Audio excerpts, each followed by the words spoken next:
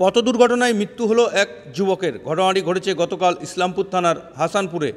জানা যায় মেহবুব হাসান নামে এক যুবক, সে তার এক বন্ধুকে সঙ্গে নিয়ে তারা হাড়ুডাঙ্গা থেকে বাইকে করে আসছিলেন। রাস্তাতে আসার পথে বাইক নিয়ন্ত্রণ হারিয়ে একটি গাছে ধাক্কা মারলে বাইক থেকে পড়ে আহত হন দুজন।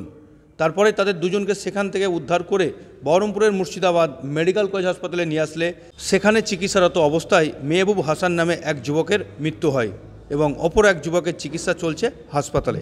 মৃতদেহ সকাল ৮টা নাগাদ ময়নাতদন্তের জন্য পাঠানো হয় বহরমপুর মর্গে।